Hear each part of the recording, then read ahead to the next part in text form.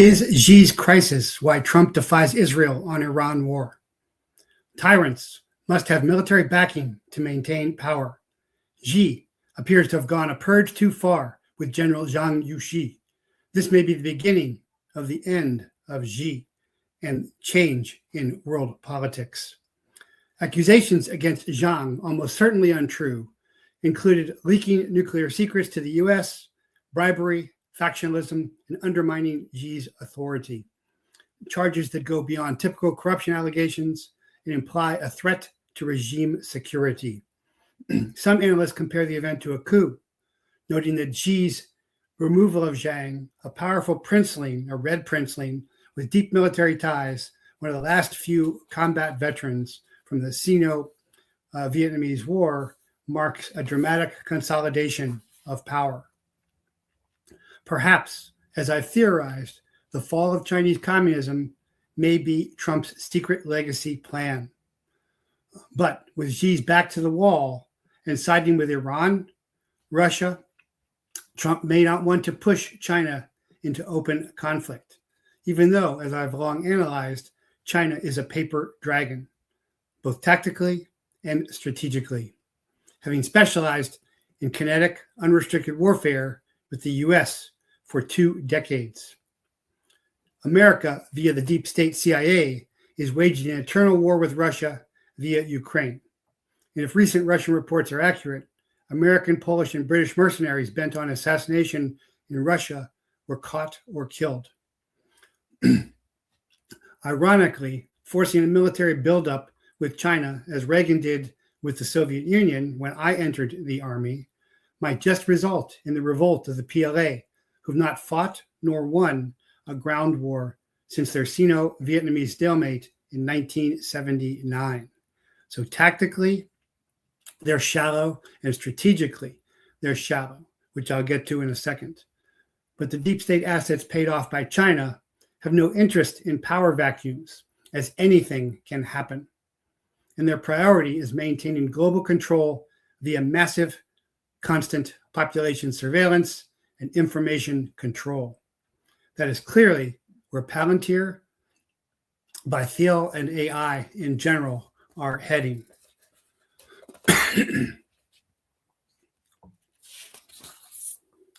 China's nuclear missiles were reportedly filled with water instead of fuel due to widespread corruption within the People's Liberation Army, the PLA, according to intelligence assessment cited by Bloomberg in 2024. That is huge. That means the Chinese nuclear stockpile was completely ineffective. Now, this scandal centered in the PLA rocket force, also involved faulty missile silos, lids that Western China could prevent launches, undermining the credibility of China's nuclear deterrent, completely undermining it, making it really a paper nuclear power. The revelations triggered a sweeping military purge under Xi, leading to the removal of top officials, including Zhang Yuxi, just recently, China's highest-ranking uniformed officer and the leadership of the rocket force. But this corruption reportedly weakened China's military readiness and may have delayed plans for major operations, such as actions against Taiwan. Either one indicates the PLA is rotten to the core, and no one knows what the PLA might do if ordered into kinetics, likely at minimum passive resistance and maximum open revolt. And there are rumors of open revolt already, with tanks in the street in Beijing.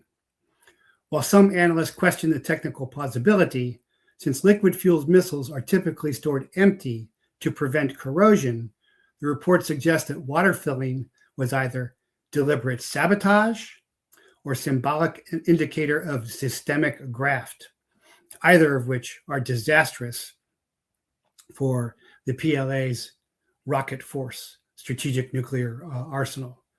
Zhang Yuxi's removal has triggered a significant turmoil within China's military, with reports indicating deep unrest rather than outright revolt, although there are reports of outright revolt. On January 24th, 2026, China announced Zhang Yuxi's Vice Major of the Central Military Commission, and Liu Zhenji, Chief of the CMC Joint Department, were under investigation for serious violations of discipline and law, sparking widespread speculation of a political purge. Military tensions escalated rapidly following the announcement.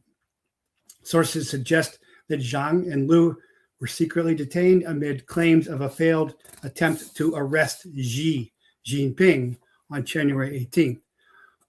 According to reports, Xi was staying at a Jixi hotel in Beijing where the plot was allegedly uncovered 2 hours before execution, prompting a swift counter-operation by loyalist forces, including the Central Guard Bureau. This is highly unlikely to be accurate, but the propaganda value is significant against Xi. All of these things, whether they're true or not, add up to a fading or failing power base for Xi. Internal military chaos followed, with officers reportedly submitting mass resignation requests, commanders refusing to issue public loyalty statements, and movement across theater commands being restricted.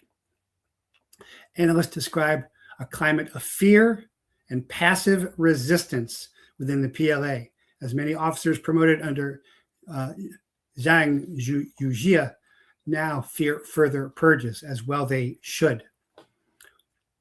While there is no confirmed armed revolt, the purge has exposed severe fractures within the PLA's leadership, with concerns that Zhang's loyalists could still pose a threat to stability. In fact, they do, because notably an extraordinary reversal occurred during the National People's Congress, where efforts to formally revoke Zhang's delegate status failed.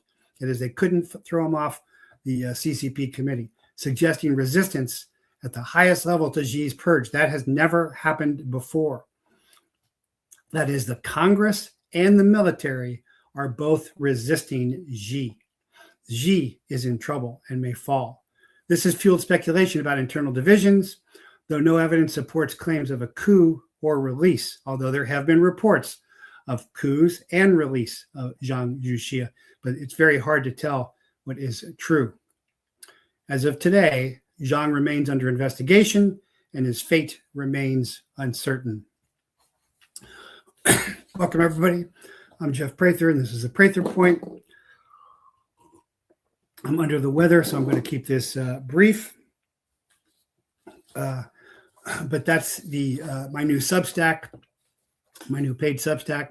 Some of them are paid, some of them are free. Is China why Trump won't strike Iran?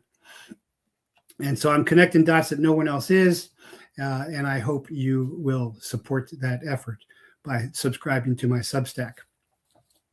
Also, go to beready123.com, get your new Iridium 9555 phone, or if you don't want to do that, there's generators you can get, there's Faraday bags, there's all kinds of great stuff there, sat123.com or beready123.com as well.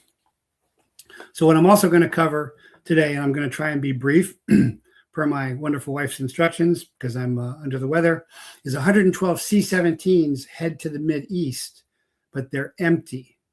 They're not moving troops. They're not moving equipment.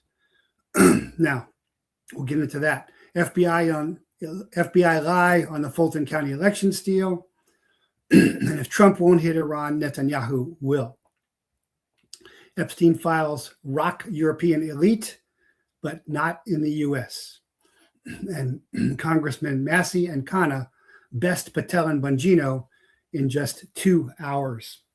So those are the major intelligence drops that I want to get through here. So 112 U.S. Air Force C-17 aircraft headed to the Middle East. This is Desert Storm levels. So I've jumped out of C-17s. It's like you're in a football field that's flying. That's how big they are. They're massive.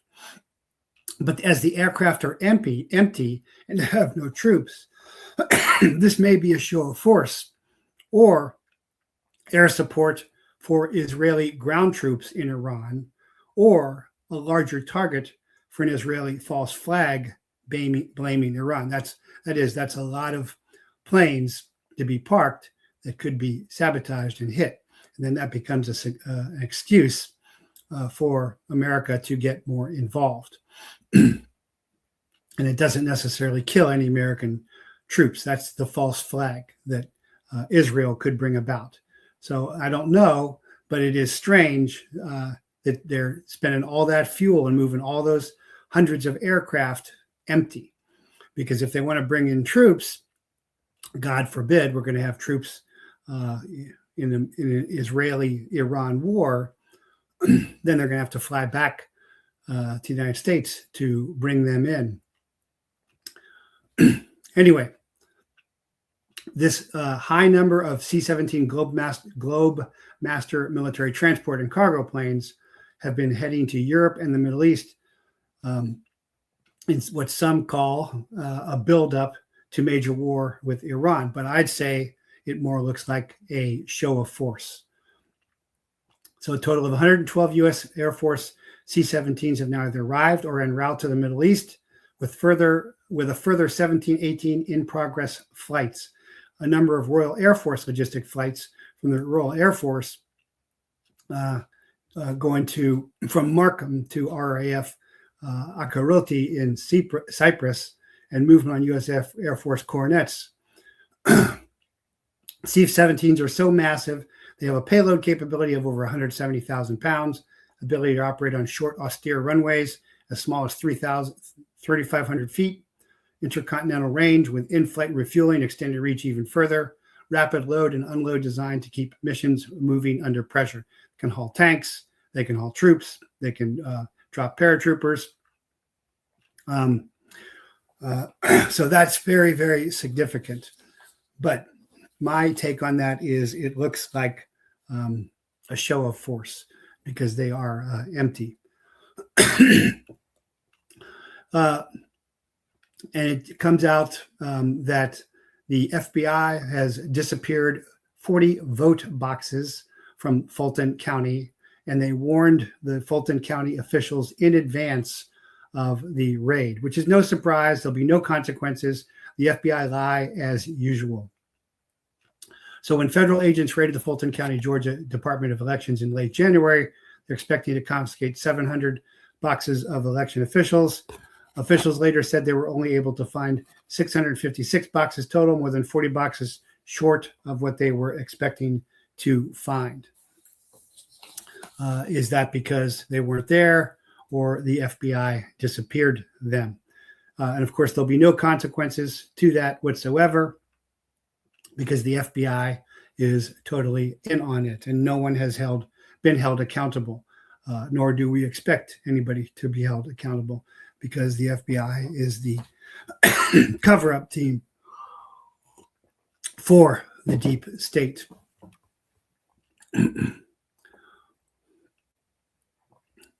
Hey, also remember to get your staybrewed.com coffee, or if you want the Prather private label, this is in the jeffreyprather.com shop.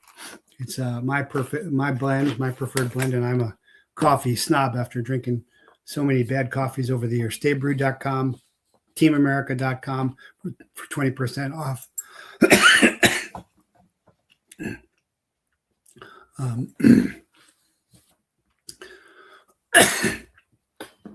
And Israel is determined to attack Iran, even if the U.S. does not.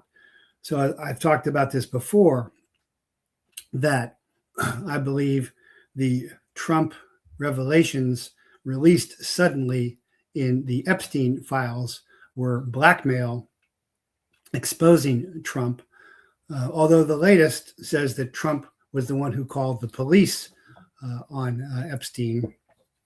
And the allegations are very old and stale. But at this stage, it's not clear what Trump intends to do. What is clear is he hasn't struck Iran yet. Now, the Israelis know about the Qamarash 4 missiles that Iran now possesses. They know about the unconventional warheads that could potentially represent biological and chemical threats, which again is what we always hear from Netanyahu. Nothing new about that. He's been saying that same stuff forever. But according to the Jerusalem Post, Israeli officials are openly admitting that Israel attacked Iran alone if necessary. So if I am correct, and the Mossad assets inside the DOJ and FBI who released the Epstein files against Trump are trying to punish him, it may be having the opposite effect. Trump may have felt, well, I've done everything you guys have asked. I've already hit Iran once, and this is what I get. And so Trump is not someone who retreats, he counterpunches. Now, Netanyahu is coming in to meet with Trump tomorrow, and I'm sure that is to pressure him to go to war. And the truth is, Israel needs America and America's support to go. So Trump has given him, likely, that's why all these 112 C-17 Globemasters are being brought to move equipment. But from my view, it doesn't look like he is going to participate in hitting Iran. Again, because Russia and China are now aligning with Iran. He's already in a proxy war with Russia via Ukraine that just keeps going on and on. He certainly doesn't want an open war with Russia, who is winning and will win and has been winning the Ukraine war. And then he would also be taking on the other Chinese nuclear superpower at the same time. So basically, the entire world would be aligned against him, which is what the Greater Israel plan eventually calls for, is for all the Goyim, all the non-Jews, to destroy each other. Now, I said that I believe Trump has converted, that he's Jewish. This is what Mark Levin said, and Trump didn't contradict him. And I put out a Substack earlier, Trump, first Jewish president. But it remains to be seen if Trump will attack or will resist. And my intelligence analysis right now is that he will resist, that he will not attack. According to security sources, Israel intends to dismantle Iran's missiles capabilities and production infrastructure through high-level exchanges. Military officials outlined operational concepts to degrade the program, including strikes on key manufacturing sites. We told the Americans we will strike alone if Iran crosses the red line. And it's difficult to tell what the Iranians are refusing to agree to. But we're sure tomorrow, on Wednesday, when Netanyahu is visiting the White House, this will be the major topic of conversation. So will Trump give in to that yet again? Does Netanyahu have missiles, or not missiles, but nuclear devices out throughout America that he's holding Trump hostage with, as Ann Vandersteel has suggested? Unknown.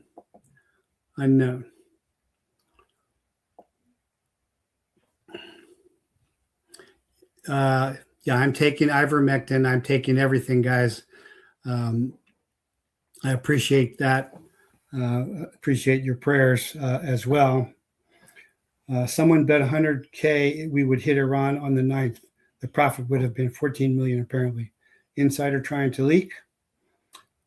Could have been there. Interesting.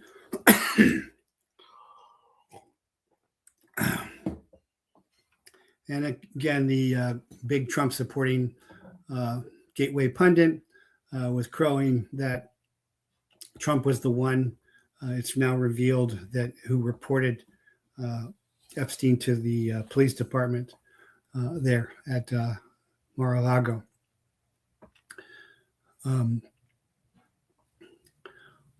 But America looks like it is more corrupt than Europe. And by more corrupt, I mean more in thrall and controlled by the deep state, the double government, the intelligence community. Because if Epstein fallout is any indicator, America is the most deep state corrupted country in the world. So a prince, an ambassador, senior diplomats, top politicians have all been brought down by the Jeffrey Epstein latest file released, and all in Europe, not in the United States. The huge trove of Epstein documents released by the U.S. Department of Justice has sent shockwaves through Europe's political, economic, and social elite, dominating headlines, ending careers, and spurring political and criminal investigations. Former UK ambassador to Washington, Peter Mandelson, was fired and could go to prison. British Prime Minister Keir Starmer faces a leadership crisis over the Mandelson appointment.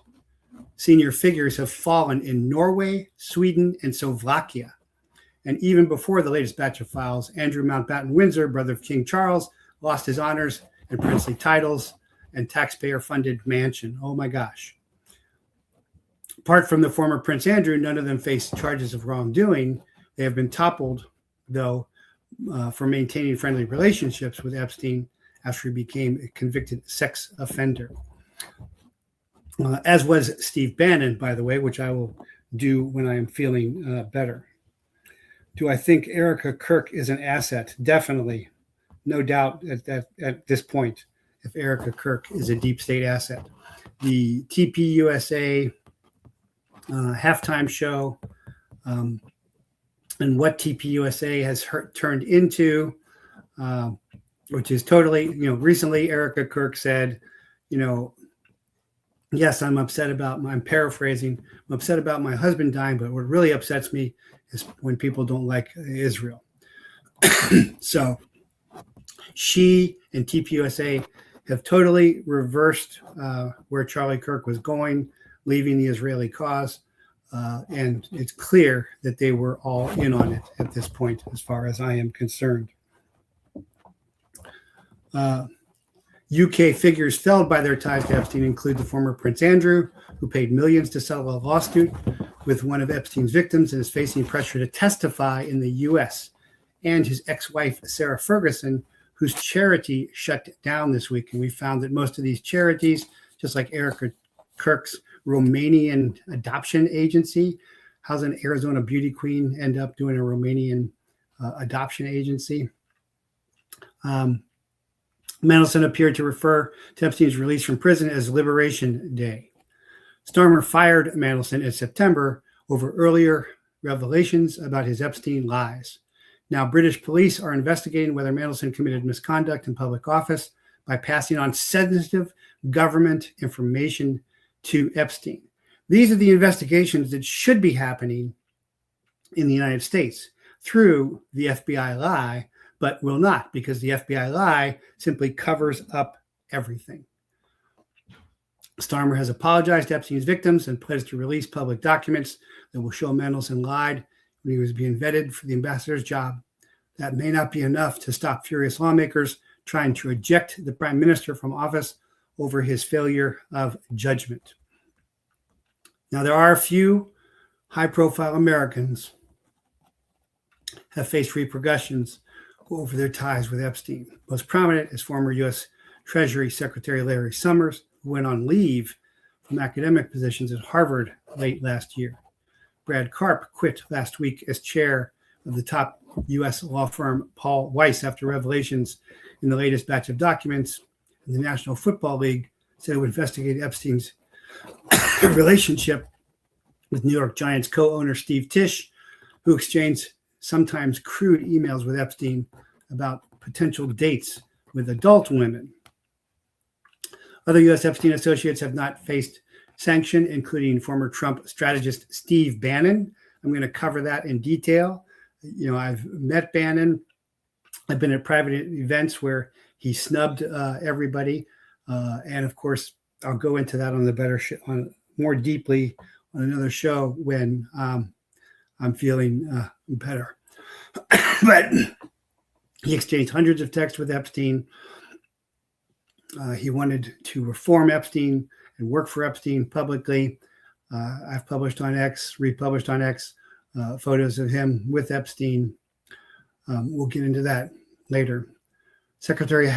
Commerce Secretary Howard Lutnick, who accepted an invitation to visit Epstein's private island, and tech billionaire Elon Musk, who discussed visiting the island in emails, but says he never made the trip, although looks like he was begging to go.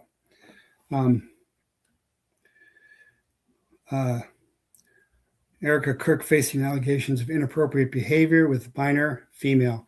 Yes, I've seen that. That's not surprising at all, because that's what all of these elite do. They are seduced into evil behavior so they can become satanic worshipers, and also so they can be blackmailed. This is just standard. Other U.S. Joanna Rubinstein, a Swedish UN official, quit after the revelation of a 2012 visit to Epstein's Caribbean island. Miroslav Lajak, National Security Advisor to Slovak's Prime Minister, quit over his communication with Epstein, which included the pair discussing gorgeous girls. Latvia, Lithuania, and Poland have set up a wide-ranging official investigations into the Epstein documents. Poland's Prime Minister, Donald Tusk, said a team would scour the files for potential Polish victims and any links between Epstein and Russia secret services. Remember, Poland is the forward operational base for the Ukraine war. It's full of U.S. spies and U.S. military. Few countries have been as roiled by the Epstein revelations as Norway, a Scandinavian nation with a population of less than 6 million. So they're little fish. So because the pond is littler, they're more affected. The country's Economic Crimes Unit has opened a corruption investigation into former Prime Minister Thorbjørn Jagland, who also once headed the committee that hands out the Nobel Peace Prize, over his ties with Epstein. Remember when Obama got the Peace Prize for doing absolutely nothing? His lawyer said Jagland would cooperate with the probe. Also ensnared are high-profile Norwegian diplomat couple Terje Rad Larsen and Mona Juul, key players in the 1990s Israeli-Palestinian peace efforts. Juul has been suspended as Norway's ambassador to Jordan after revelations, including the fact that Epstein left the couple's children $10 million in a will drawn up shortly before his death by suicide, if he did die. That's debatable, especially in the new documents.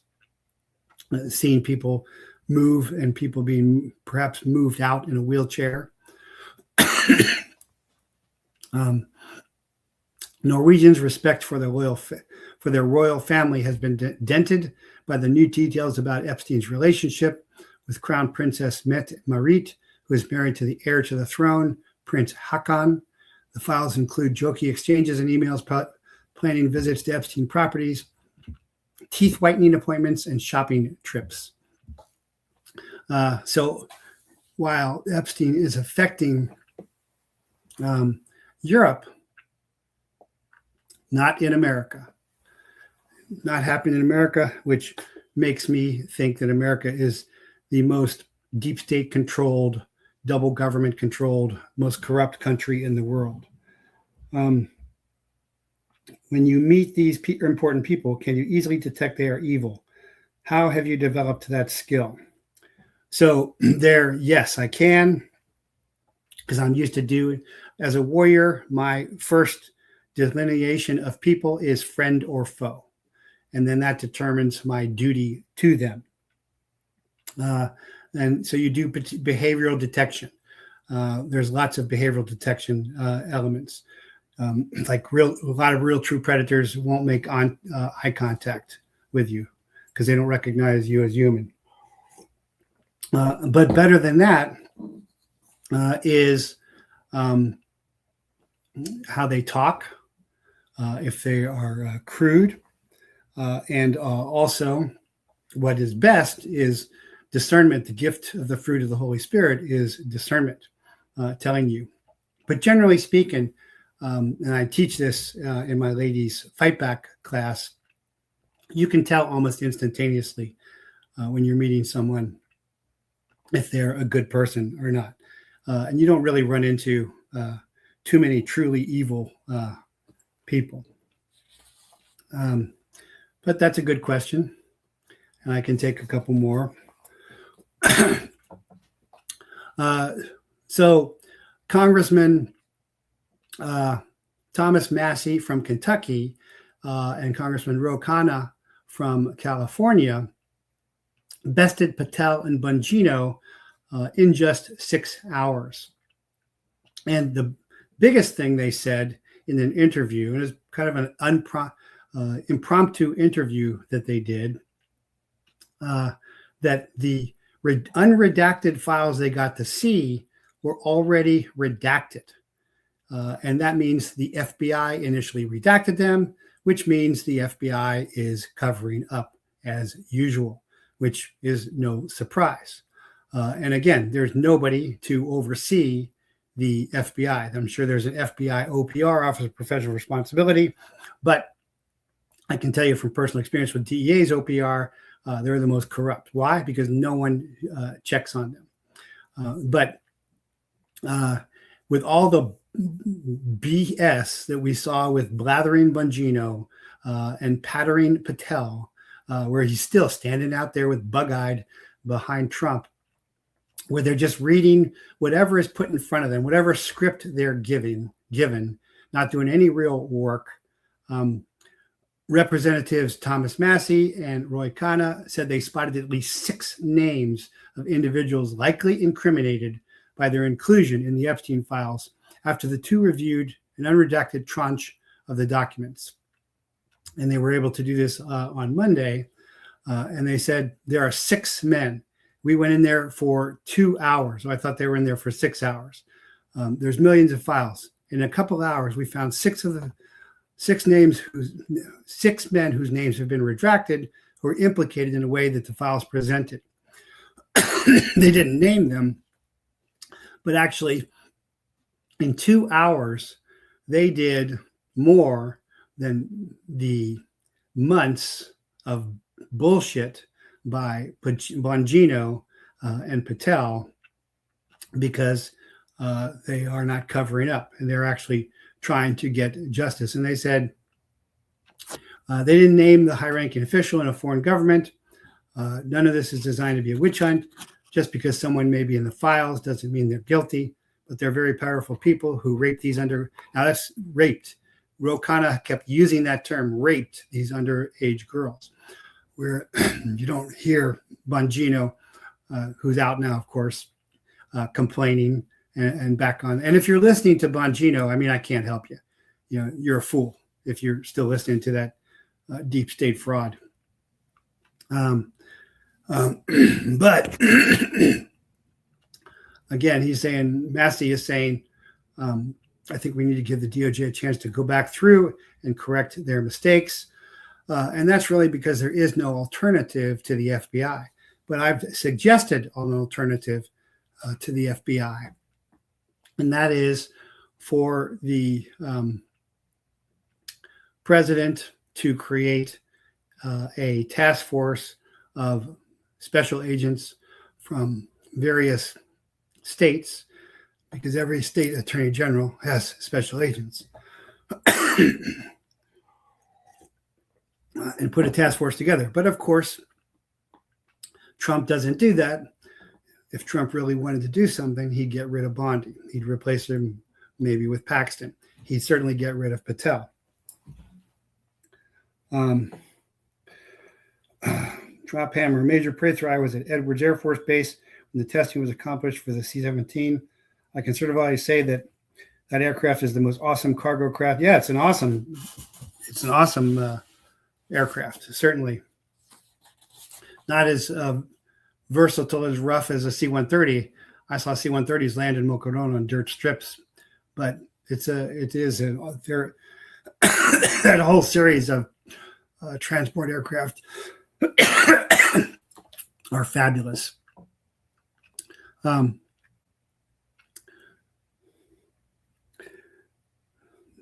That is called discernment, and you can only get it by reading and studying the Bible. No, you get it by discernment comes not from the Bible. It comes from the Holy Spirit. It's a gift of the fruit of the Holy Spirit. And that's the way you should actually read the Holy Bible as well. But the Holy Bible gives you a straight line of moral code to judge everything else by. For example, we've said this is our hill to die on, the Epstein files. This is our line in the sand, and we are winning that. Whereas the corrupted officials don't care about that at all. So I didn't watch the Super Bowl. I don't follow the Super Bowl. I have nothing to identify with these professional football teams. I know there's some of them are good people and fine athletes, but for the most part, it's a big money-making organization and quite corrupted. Now, if you go to probably a college too, you got to go back to like high school and grade school where it's better. But if you watched the halftime show in Spanish, then you're part of the problem. The Super Bowl halftime show was a humiliation ritual. So it was by this guy named Bad Bunny, I guess. I've been to Puerto Rico. It's the third world. I didn't watch the Super Bowl, don't know or care who Bad Bunny is. If more folks got out of the church of football, we'd be better off. Professional football is a modern equivalent of bread and circuses. The Super Bowl is supposed to be a cultural cornerstone to Americans. It's a handful of days each year when most of the country pauses. You know, I don't watch it, but that's okay because I don't need to self-identify with some team that I really have nothing in common with. You know, I like to do stuff. I like to ride horses, do martial arts, shoot, teach. Football is not a global sport, though. It was created right here in the 1880s by Walter Camp. It was a sport created by Americans for Americans. Football around the world is called soccer. Everybody, that's the world sport. That's because all you need is a round ball and a field. That's football reality. So what's the NFL trying to do here? Super Bowl trying to do here is to create a Latin American market. But that's not really appropriate in my view. And also, I guess these lyrics that this idiot was singing in Spanish were very profane as well. So his songs were all Puerto Rican, not American. At the end of his performance, he exited the stage, followed by one American flag and several foreign flags, and said, "We are all America." That's something I used to say, "Somos todos americanos," to build rapport. Norte, Central y Sur, North America, Central America, and South America. As well. So, and then I guess he's against ICE as well. And of course, really being against ICE is you are pro-child trafficking, pro-drug trafficking, and pro-cartels, because that's really what's all that about. The humiliation comes in because Americans are being guilted out of their God-given right to sovereignty. They're told by activists, celebrities, athletes, Democrats, and the propaganda press that borders are illegitimate, that the enforcement of longstanding duly enacted federal immigration law is racist and xenophobic and anti-American. Of course, borders and a language, definable borders and a one language, English, is what defines country. A foreign language replaced our national language, English. Foreign flags are overshadowed by the American, when foreign culture was elevated during the traditional American experience. And that is a humiliation ritual. And as I said, I've been to Puerto Rico. I've worked in Puerto Rico. It's okay, but it's third world, and it would not be much without America. So that's the essential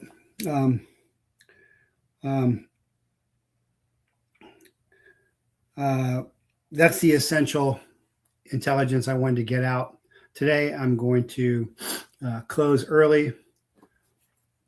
What do you think Epstein did with the 330 gallons of sulfuric acid? I think he was disintegrating the bodies again for identification. I covered a long time ago how there were little small graves dug. You can probably go back and find this. And then there was a tennis court way out in the middle of nowhere put over all of that. So I think those were covering up the bodies. I think there was a lot of murder. In fact, the DOJ lie spokesman was saying that there was death. They're not going to show images of death there. But that's what I think that is. So anyway, apologies for a briefer show today, but I am under the weather, and my wonderful wife is asking me to take it easy. I'm going to honor that request. Remember, freedom is never given. It is earned, fought for, won, and taken.